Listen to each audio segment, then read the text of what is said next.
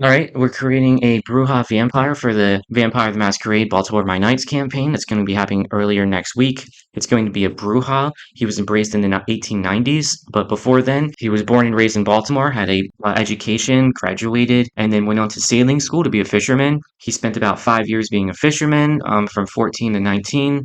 And then maybe let's say like 10 years as a fisherman, even took a charge of the boat. And then at 24, let's say he gets embraced. So some of the traits that he got from being a fisherman was the apprenticeship. He knows how to use a sailing boat. He knows all about boating and fishing. He still uses celestial navigation to this day because that's what they used back then. So he doesn't really need, time watches. He can just look up, sort of tell by the moon about what time it is. He had a strict routine on the boat for that 10 years. And even to this day, he kept his strict routine. And let's go into like just regular stats now. Let's give him like strength of 4, X2, stamina 3. He's like a big fisherman guy. That's why he was embraced. He was actually embraced because in the 1890s, the Young Women's Christian Association, which is an underground hunter group, entered Baltimore and they just started slaughtering them. So the local Brujah in Baltimore embraced him. Charisma 2, manipulation 1, appearance 3. He wasn't embraced for his social skills. And then let's do perception 2, intelligence 2, wits 3. He's pretty smart. You gotta think fast when you're on that boat. Let's see. He specializes in brawl, a little bit of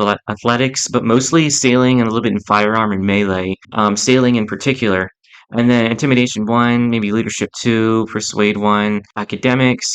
Academics 1. You went through that. Investigate 2, occult, and maybe not politics yet. And the Great Fire of Baltimore, that was caused by the Gangrel. And then it was caused by the Gangrel fighting the Young Women's Christian Association. So he's definitely going to be involved in the Great Fire of Baltimore. Somewhere in that fighting, maybe he started it, but things got really, really out of hand. And half of Baltimore actually burned down from this. So I'm not going to go too far into detail with that. That'll be more, backstory in the actual campaign. In the Roaring Twenties, everybody was in investing back then. Let's give him a little bit more finance, give him a little bit of politics. At that point, he's been fighting the Young Women Christian Association for 20 years. They keep coming. He keeps killing them. They keep coming. So maybe he's looking into a little bit of politics to try to get them out. And then the Great Depression, that hit everybody hard. Let's give him a little bit of like, more intelligence at that point. It was a very humbling experience for him. He's lost a lot of money from investing in the stock market in the Roaring Twenties. Let's give him a little bit more brawl and athleticism too. He's been fighting these people for now 30 years, so he's getting better at fighting. And then let's give him like one more sailing. Maybe he had to like go out and start sailing again just to make, some of his money back. World War II, he wouldn't have done too much in that. He knew about Hitler.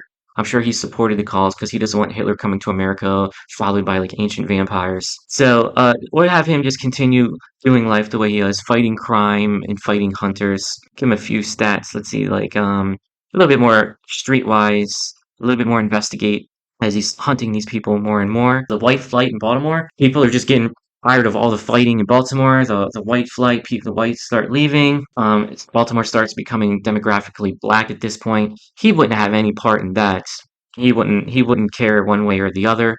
He's just an old fisherman from the 1890s who, investigates and tracks down hunters that are hunting vampires. The heroin epidemic would have hit him hard because that's how the hunters have been funding their organization in Baltimore, bringing the heroin in the 1960s. So let's bring his investigation up a little bit more, his politics up a little bit more, because the politicians are going to side with him at this point to try to get them hunters out of the vicinity. He's been fighting these guys for what 60, 70 years now. Let's give him a little bit more strength, maybe a little bit more stamina. Like he's butting heads with these guys pretty hard. The teacher strike in Baltimore, kids stopped going to school.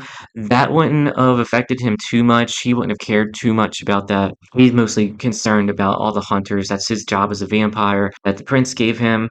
So he's still concentrating on that. Maybe like all the violence is what making the teachers go on strike. So let's say there's like let's say there's a decade where like the prince is like, all right, I need you to hold back. The violence is getting too bad. We're seeing economic problems in Baltimore, like a teacher strike because of the violence. So let's have him get, maybe a little bit more finance, politics, a little bit more streetwise, figure these guys out. Have Brawl up to 5 now. And in the 80s, the late 80s is when the hunters really eliminated most of the vampires in Baltimore, bringing them down to 14. So because of his investigation and Streetwise, he knows maybe he found out like the night of it, like 1 a.m. that there's planning to launch that morning. And there's no cell phones in the 80s, so maybe he took himself and as many vampires as he could underground and told his contacts to like payphones, other vampires as much as he could. And before, I don't mean underground like where the Nosferatu is, maybe like just some random abandoned building, him and a couple other vampires that he managed to warn hid out in during that big purge in the 80s. And then in the 90s, there's 14 vampires left. There's another purge,